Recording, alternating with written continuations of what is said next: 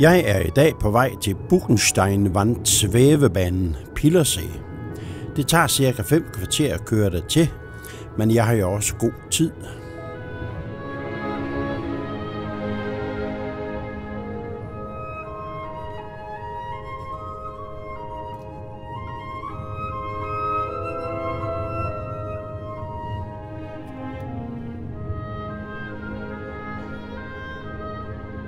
Hvis du kigger helt op på toppen, så vil du få øje på et kæmpe kors. Det er der, jeg skal op. Her er der gratis parkering. Det er godt for en fattig mand som mig. Til gengæld kostede det mig 150 kroner at komme med stoleliften op og ned, samt at få adgang til Jakobskreuz og Antoniuskapellet.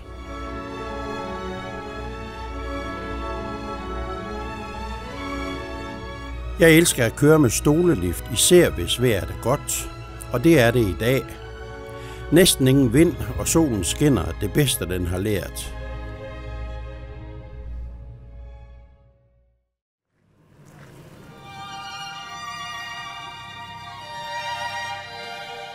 Det var først ganske få dage inden jeg tog afsted, at jeg fandt ud af, at dette fantastiske kors findes.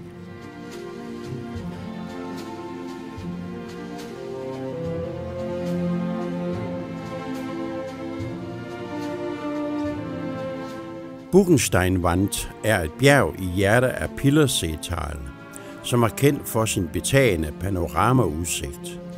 Svævebanen er den mest komfortable måde at komme op på toppen og opleve bjerglandskabet på.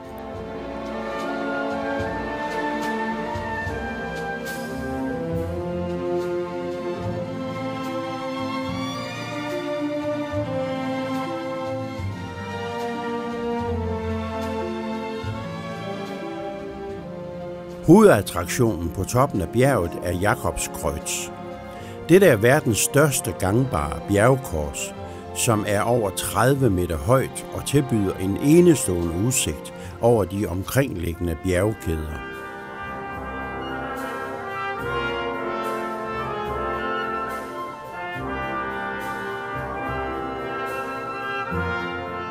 Både sommer og vinter fungerer svævebanen som udgangspunkt for mange aktiviteter. Om sommeren er det et populært sted for vandreture, og om vinteren er det et familievenligt skiområde.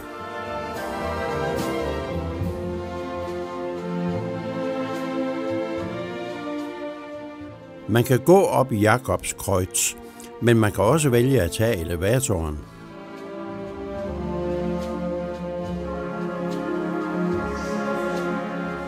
Korset er placeret på toppen af bjerget Buchensteinwand i en højde af 1456 meter over havets overflade.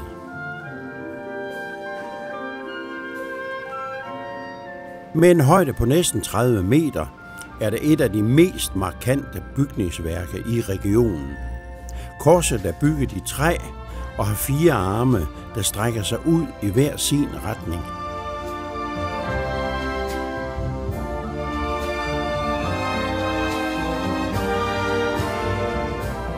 Nu, hvor jeg er på vej ned igen, kan jeg lige nå at fortælle, at korset er opkaldt efter apostlen Jakob og har en spirituel og symbolsk betydning for mange, og det tjener som et sted for eftertænksomhed.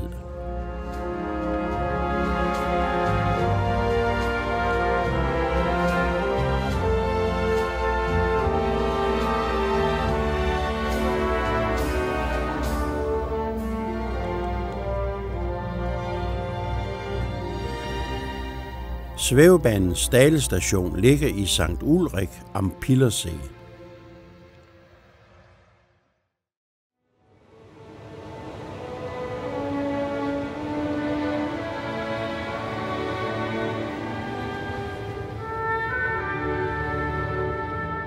Mit næste udflugtsmål er Wimbach-Klamm, som ligger i Ramsau bei Berchtesgaden, og det er jo Tyskland.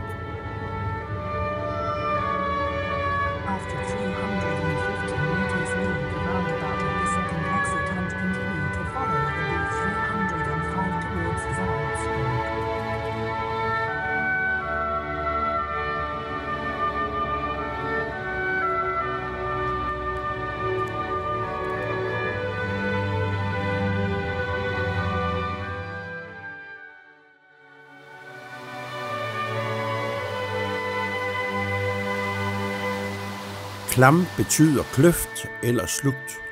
Ordet bruges til at beskrive en smal passage eller dal, som er formet af en flod, der har skåret sig dybt ned i klipperne over tid.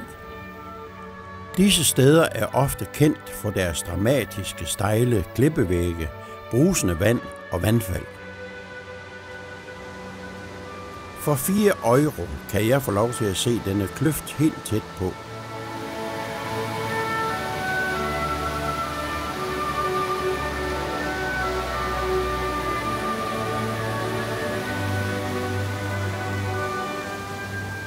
Floden Wimbach, der løber gennem kløften, stammer fra sne og regnvand fra Watzmann-massivet. Den bærer store mængder af sten og grus, som er en del af den naturlige proces i en vild flod.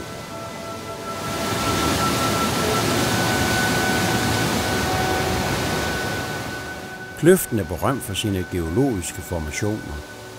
De stejle klippevægge er dækket af mos og bregner, og det kraftige vandfald danner adskillige små og store vandfald.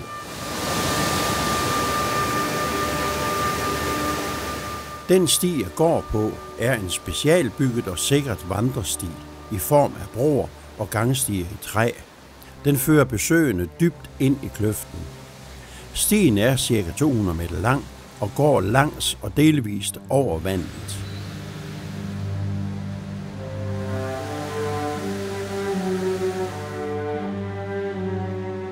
Jeg kan se af skiltet, at det tager 15 minutter at gå tilbage til parkeringspladsen.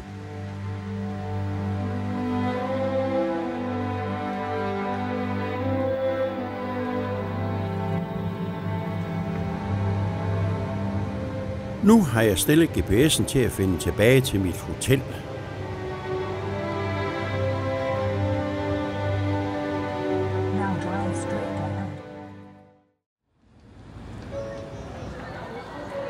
Det er tidlig aften, og jeg har stillet bilen i Conti Park, Tiefgarage, Altstadtgarage A.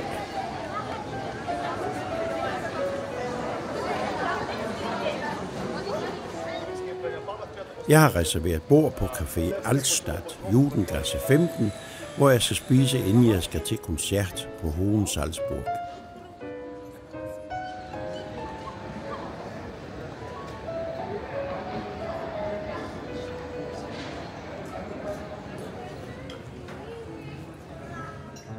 Jeg har spurgt stedet, om de kunne slå en fisk ihjel, stege den og så servere den for mig. Det kunne de godt.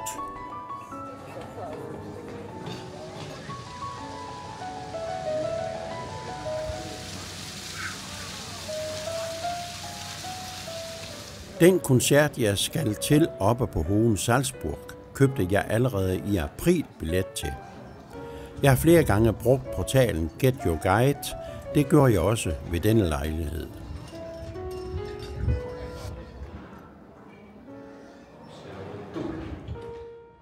Jeg betalte 343 kroner for en af de bedste billetter, hvilket vil sige, at jeg skal sidde på række 1 eller 2.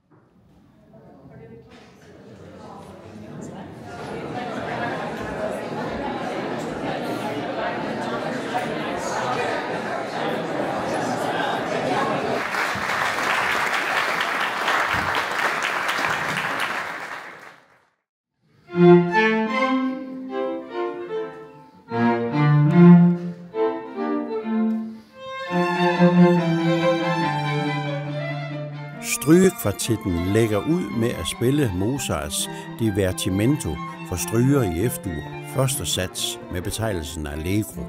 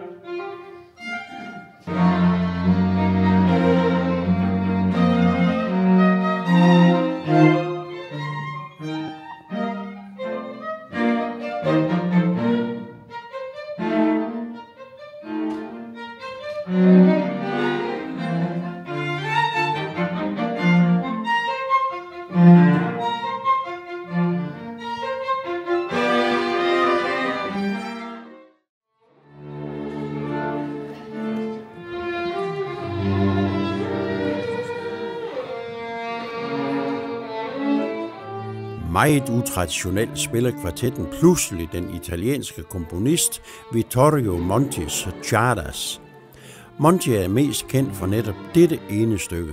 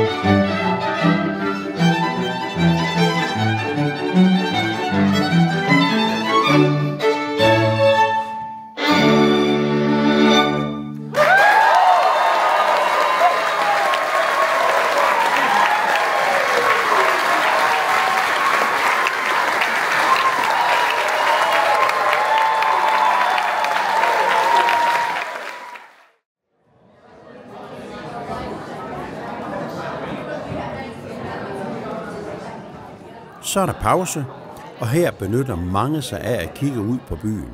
Også jeg. No, I'm not going to. Just enjoying the view.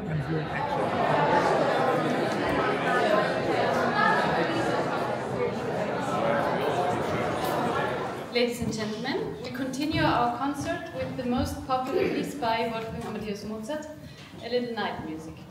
Then we will play one movement of Dvorak's American Quartet and two polkas by Johann Strauss.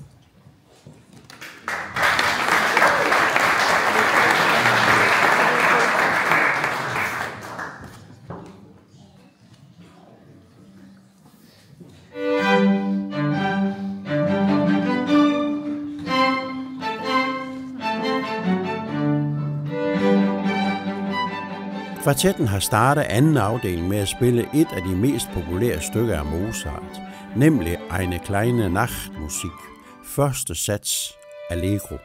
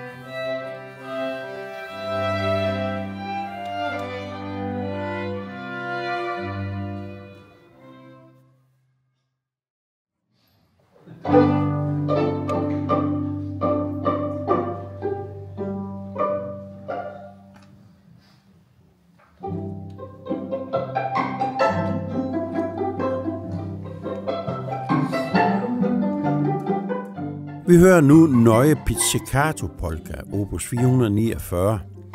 Et kendt musikstykke komponeret af den østrigske komponist Johann Strauss II.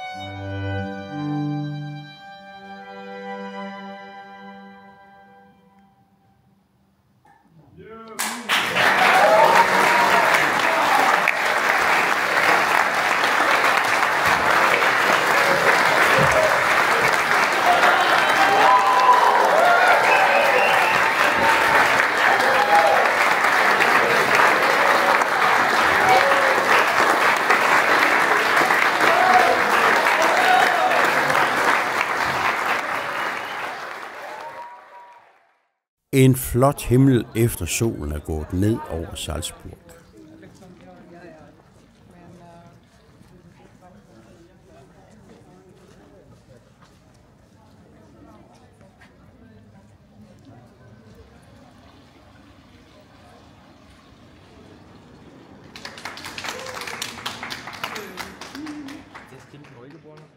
En solo-violinist fik måske sit sidste bifald for i aften.